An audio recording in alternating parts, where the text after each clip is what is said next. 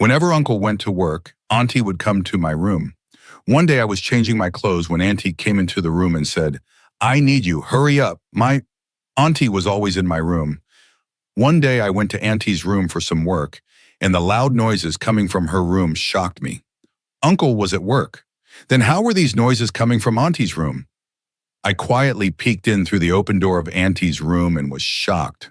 I saw that Auntie was busy on her mobile phone. There was a strange smile on Auntie's face. Seeing my aunt's condition, I was sweating profusely because she was dressed in a strange way, and I could guess what she was doing on her mobile phone. She was only a few years older than me. Maybe that's why I understood her feelings as soon as I returned to my room and pretended not to know anything. But I could guess that my aunt was lonely and doing something very wrong. My aunt did not give her time, and maybe that's why she took it upon herself to overcome her loneliness. I shook off those thoughts in my mind. It was her kindness that she had given me a place in her house. I did not want to get involved in any of her personal matters, but little did I know that one day she would be with me. My aunt was a very young and beautiful woman, much younger than my uncle, and extremely beautiful too. When I first saw my aunt, I could not believe that she was my uncle's wife. My uncle had brought my aunt to our small town to introduce her to my mother. She had come to our house very happily, but as soon as she saw her, my mother's mood had changed. In fact, my uncle had married without telling anyone. My grandparents were not alive, so my uncle lived alone in the big city, and there he had arranged the marriage without telling any of his siblings. When he came to our house and told my mother that she was his wife, my mother was stunned. Then when my uncle told me about the relationship, that she was the daughter of a distant relative, my mother said frankly, "Why did you marry such a bad-natured person? How will she manage the relationship if she ran away from home and married you?" My mother turned her back and did not accept Mommy. Hearing Amma's words, Mommy's heart was very sad. She said in anger, "I am not a bad person. I have loved your brother, and we both have married as we liked. There is no greater sin than that." But Amma had brought out all the stories about his past and present and did not even give him a place to live in the house. And Mamu had returned the same way he had brought Mommy. After Mommy left, Amma also spoke badly of Mommy in front of us and told us that she was one of my grandfather's distant relatives and that their family is like that, greedy for money and bad in character. That is why we also agreed with Amma, and we also felt that Mommy must have really married out of greed. Anyway, she was much younger than Mamu and was very beautiful. Then why did she need to marry such an older man? My sisters also said that the intoxication of wealth must have forced Mommy to marry this man. But then when I came to the big city and when I started living at my uncle's house, I became friends with my aunt. Gradually, she became more open. I started to think that my mother was wrong. My aunt's behavior towards me was very good. She was just like a friend. She did not embarrass me in front of me, nor was there any barrier between me and her. She easily did the housework in front of me without wearing a dupatta. She would sit near me. We would sit together, watch TV, and play games. My aunt had become my friend in every way. She would tell me everything that was on her mind. She often complained about my aunt that my aunt did not give her time, and that is why she was very happy with my coming. Then gradually it started happening that as soon as my aunt left for work, she would come to my room. Sometimes she would lie down on the bed and start talking to me. Sometimes she would hold me and make me lie down with her, and we would talk to each other for hours. My aunt had a lot to say, and maybe there was no one to listen. So they found me.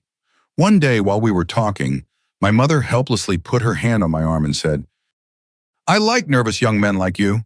Your uncles are very strange. I have told them 1,000 times to lose weight, but they don't listen. A person cannot stop growing old, but he can stop his growing belly." Saying this, my mother made a bad face and I laughed out loud. My uncle's belly had really grown a lot.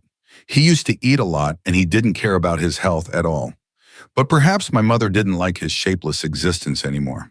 My mother said, "Why don't you convince your uncle to become fit like you? A man looks good in shape."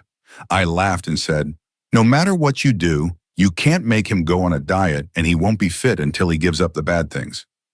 My mother looked at me intently and without saying anything, got up and left the room. I thought that if I got a chance, I would definitely talk to my uncle. He really needed to take care of his health. But my uncle was never at home. He would go to work in the morning and then return at around 11 p.m. and go to his room exhausted and sleep. My uncle used to stay alone all day, and that is why when I returned from college, she would visit my room every now and then and spend time with me. Gradually, she had become too open and would come into the room without opening the door. One afternoon after coming back from college, I started changing my uniform in the room. I took off my shirt and put it on the bed and opened the cupboard to get another shirt and go take a shower. But in the meantime, my uncle quickly entered the room. As soon as her eyes fell on me, she kept staring at me for a long time. I asked, "What happened, Uncle?" She smiled and walked a few steps closer to me and said, "Adil, I need you." After listening to her, I said, "Yes, Mommy. Tell me what you need." Mommy put her hand on my shoulder, took a step closer to me, and said, "You have to do what I say." Her hand on my body was making me uneasy. I immediately said, "Yes, Mommy. You give the order." Mommy took off her dupatta, threw it on the ground, and said something that made me lose consciousness.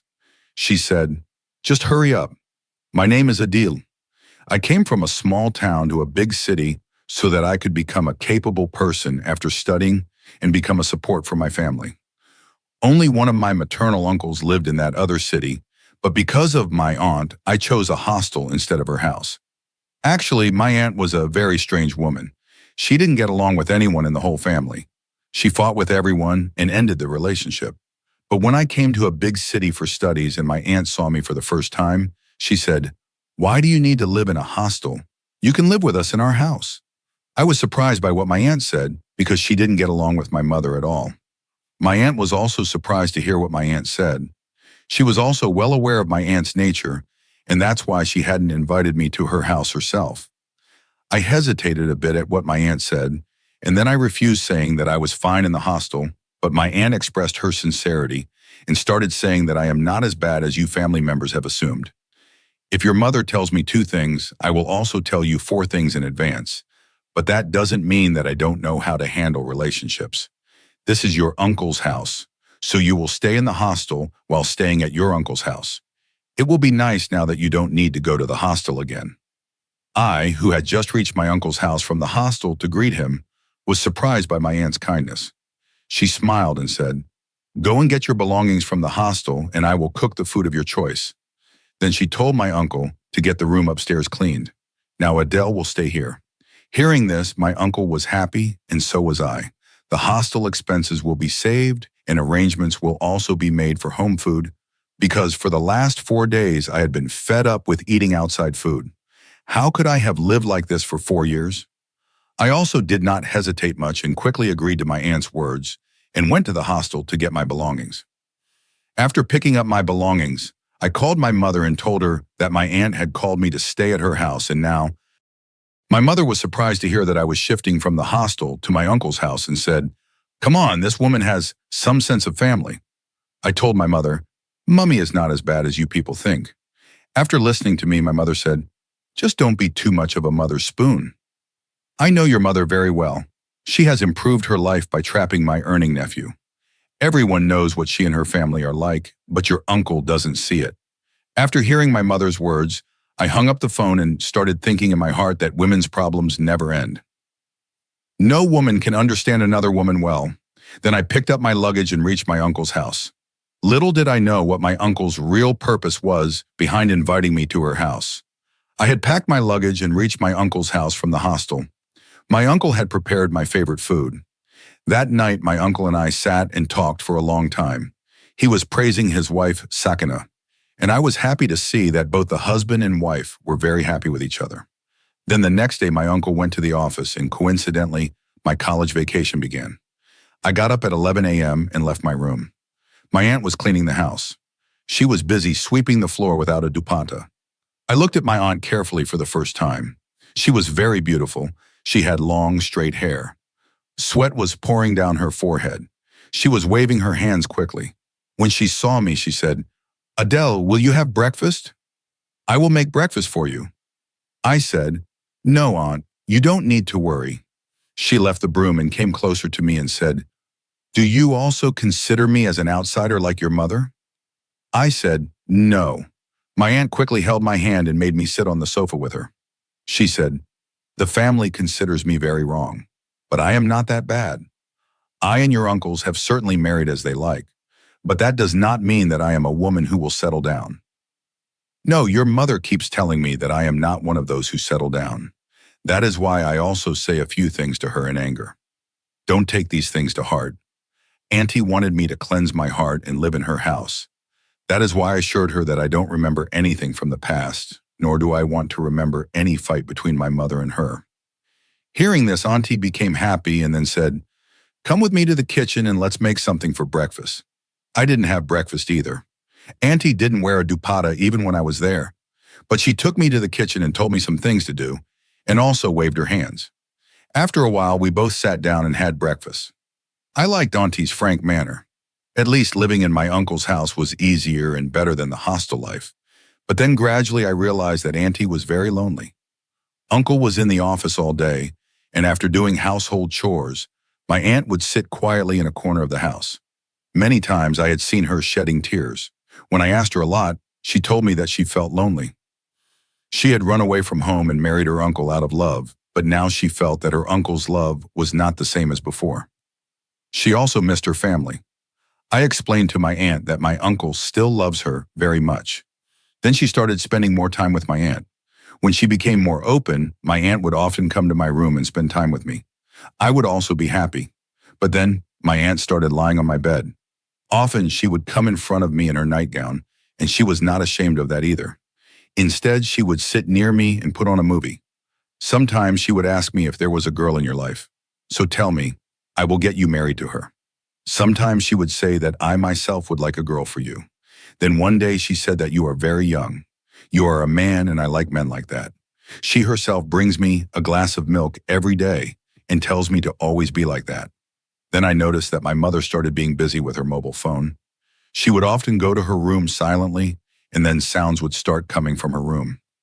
I never thought of spying on my aunt. So when I got a few days off from college after the semester ended, I tried to go back to my city. But my aunt didn't let me go, but instead forcibly stopped me, saying that I will be lonely after you leave, so don't go. And then I stopped for her sake. We used to hang out outside the house all day long. My aunt would get very close to me, take pictures with me, and say that your aunt is not interested in all these things. She would take me to every shopping mall, and then when we came back tired, my aunt would also come to my room. Now I had become so used to it that I didn't feel bad about it. However, whenever I called my mother, she would say that you should stay away from your aunt. She is not a good woman. But now I didn't take anything my mother said to heart. I was sure that my mother was really saying all this out of jealousy towards my aunt because my uncle had a very good job, and until he got married, he used to spend all his money on his siblings. After marriage, he became my aunt's only child, and maybe that's why my mother hated my aunt. Otherwise, I didn't see anything wrong with my aunt. My uncle used to give us thousands of rupees on every Eid. He was alone, so he would spend all his earnings on his sisters and their children. Maybe that was the reason why no sister had ever even paid attention to getting him married. But eventually, my aunt got married of her own free will and started her own house, and the sisters couldn't stand this. I had a great time with my aunt. The holidays also passed very quickly. My mother kept calling me, but I did not go back. I said that I was happy here with my friends. I had not talked about my aunt, and then my college started again. One day I returned from college. I took off my uniform shirt and threw it on the bench and started looking for my clothes. At that moment, my aunt came into the room. Seeing me without a shirt, she came close to me and then took off her dupatta and threw it on the ground. She told me to quickly unzip my shirt. I got scared for a moment and stepped back and said, "What happened, Aunt?" She said, "Hey, it's stuck. You unzip it so I can go and change my clothes and then get lunch for you." At her request, I unzipped her shirt and she suddenly turned around and hugged me. I didn't expect her to do this. I was very scared. Before I could get away from her, she pushed me and laid me on the bed. She was holding me in her arms. I was on top of her. I didn't understand what she was doing all of a sudden. At that moment, I heard my uncle's voice. She was saying in a loud voice, "What is all this happening?" I stood up in fear, so my aunt also stood up. Her shirt was hanging down from her shoulders because the zipper was open. She immediately cried loudly and hugged my aunt and said that I had woken him up in the house, thinking he was your nephew and I had taken care of him. But he has become an enemy of my honor. Look, he has completely scratched my shirt.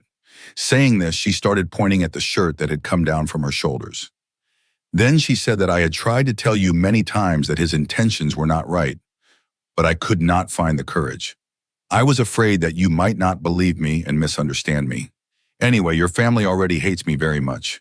If anyone finds out about such a thing, everyone will blame me.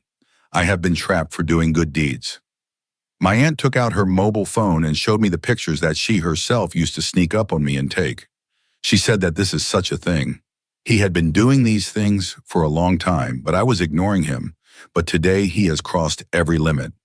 Auntie calls herself very respectful, but she has not taught her son to respect women. She has always called me a girl from a notorious family and has never adopted me. While her son is doing such things and he is not conscious, hearing this, her uncle got angry and came near me and slapped me and said, "Your mother has always called my wife a bad character. Why didn't she see her own training? Get out of my house now and at this very moment." Right in front of me, her uncle called her mother and told her that I had touched her wife's honor. She had cursed my mother, hung up the phone, and gone to her room. My aunt had also followed her, shedding false tears. Everything had happened so suddenly that I could neither control myself nor say anything to justify my character, nor did my uncle want to talk to me again. I was packing my things while crying. Then after some time, my uncle came to my room with his feet pressed against the cupboard, smiled and stood leaning against the cupboard. Then he said, "Your mother always called me a woman from a bad family. She called me a woman of bad character, while my fault was that I ran away from home and got married. Now see how I proved you a woman of bad character in front of your uncle. Now your mother will know that if someone is called a woman of bad character without any fault, what happens to him? I did marry you, but you will not be able to wash away the stain of the accusation that has been made against you for the rest of your life. Your uncle himself is calling all your aunts and telling them about your deeds.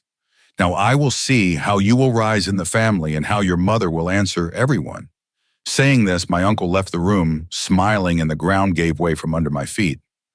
Now I understood that they did all this to take revenge on my mother. That was the reason for all the pretense of goodness, but somewhere or other the fault was mine and my mother's too. Why did I get close to my young aunt? Why did I give her the opportunity to play this game with me? Why did my mother point her finger at her character? If my mother had not repeatedly called her a notorious woman and a woman with bad character, maybe she would not have done such a thing. I had packed my things and quietly left my uncle's house. My mother had called me back. When I went back, my mother scolded me very badly. I told my mother the whole truth, but she said that time will never believe in your truth because your uncle is telling everyone that he has seen your sin with his own eyes. Who will believe that you have not done anything? I told my mother that you also never believe that Auntie is not bad. You also called her bad when she never did anything bad to you. You did not even know her. I had just heard some things about his family, and you were taunting Mommy about them. Do you know that whatever you have heard is also false, like the accusations made against me? Then now let the world think badly of me. I told Amma that you were the one who poisoned the relationship, and I had to suffer the consequences. I do not consider Mommy as the culprit, but you. I have never seen greed in Mommy, nor have I ever behaved badly towards Mommy. However, due to what you people said, Mommy must have become a little stricter with her. After listening to me, Amma fell silent. The serpent of remorse was biting her. She kept on speaking ill of Mommy, while the truth was that Mommy had only married of her choice, and that too with the consent of her uncle. Amma and the rest of the sisters did not want her uncle to get married and settle in their house because everyone was enjoying themselves on her uncle's money, and that was the truth.